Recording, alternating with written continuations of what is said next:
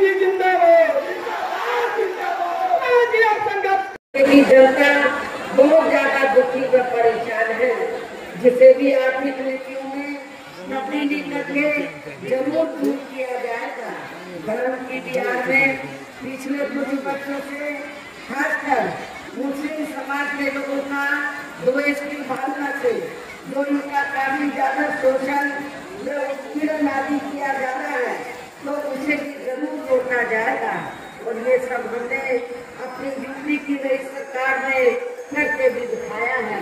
इसके अलावा हमने यूपी में सब समाज जैसे गरीब एवं बेरोजगार लोगों को बेरोजगारी भत्ता आदि न देकर उन्हें बड़ी तादाद में रोजी रोटी के साधन भी उपलब्ध कराए हैं। जो अब ये कार्य भी अधिकांश ठंडे ही पड़े हैं, जिनको फिर केंद्र में बीएसपी की सरकार बनने पर प्राथमिकता दी जाएगी। कहने का तात्पर्य है, बीजेपी व अन्य किसी भी विरोधी पार्टी तथा गठबंधन आदि के साथ मिलकर नहीं, बल्कि अकेले ही अपनी पार्टी के बलबूते पर पूरी तैयारी व ईमानदारी के साथ ये चुनाव लड़ रहे हैं।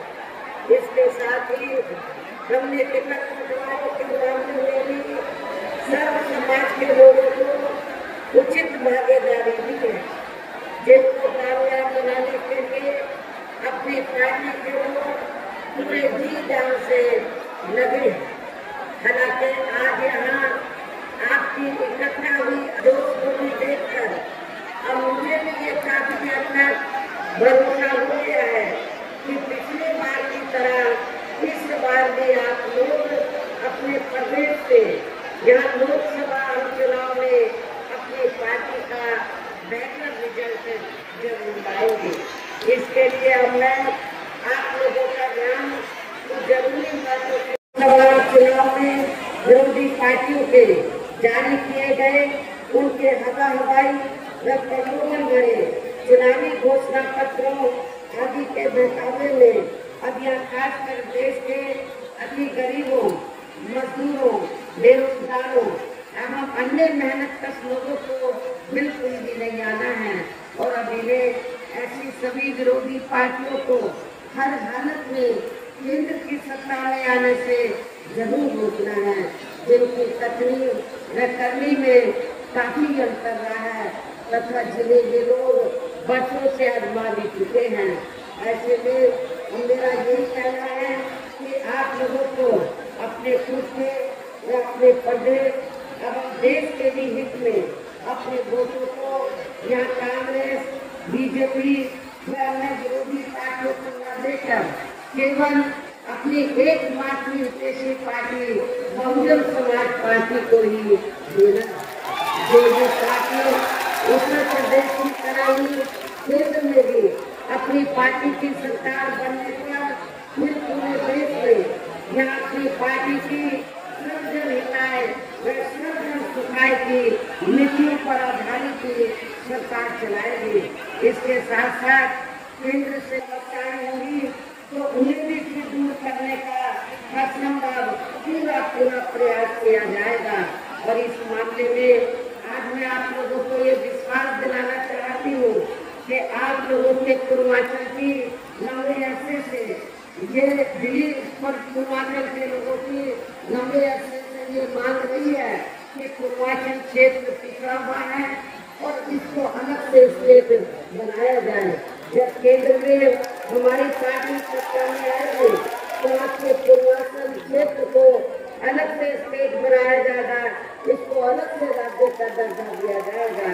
साथ ही यहाँ गरीबों, मजदूरों, बेरोजगारों, कर्मचारियों, किसानों, छोटे व्यापारियों एवं अन्य मेहनतकश लोगों के हितों के का भी विशेष ध्यान रखा जाएगा। पिछड़े वर्गों, मुस्लिम व अन्य धार्मिक अल्पसंख्यक समाज के लोगों के विकास व उत्थान के साथ साथ हर स्तर पर इनकी सुरक्षा आदि के लिए भी सख्त कदम उठाए जाएंगे।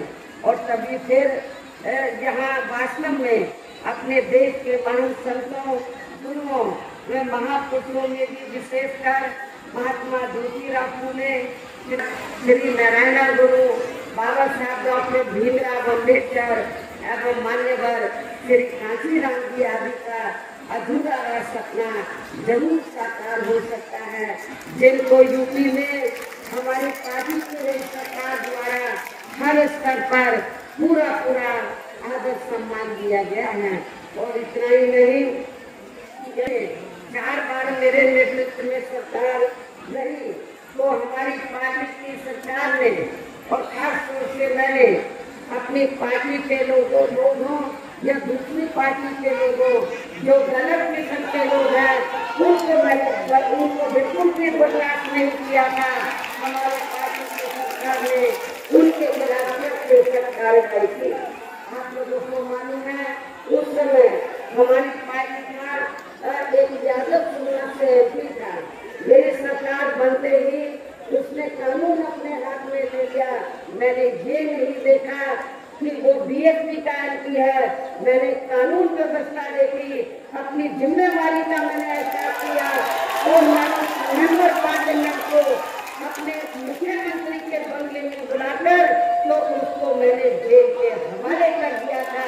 इसलिए मैं आप लोगों को बताना चाहती हूँ, यदि इस पार्टी मूवमेंट को आगे बढ़ाना है तो आप लोगों को अपने पढ़ाई के चक्कर में नहीं पड़ना है। और हमारे संतों गुरुओं महापुरुषों ने जो संघर्ष किया है उसकी संघर्ष की बलि नहीं करानी है, बल्कि उनके संघर्ष को ध्यान में रखकर उनके बताए हुए रास्तों पर चलकर आप लोगों को उनकी मूवमेंट को आगे बढ़ाना है।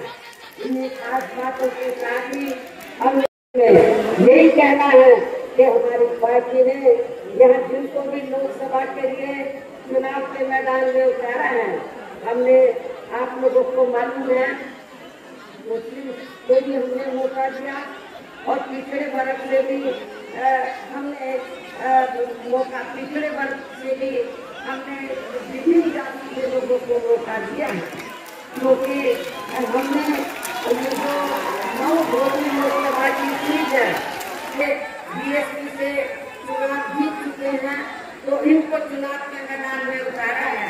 राजभर को काफी है, राजभर को खड़ा किया और बढ़िया से हमने यादव समाज से बीएसपी का प्रत्याशी चुनाव के मैदान में उतारा है।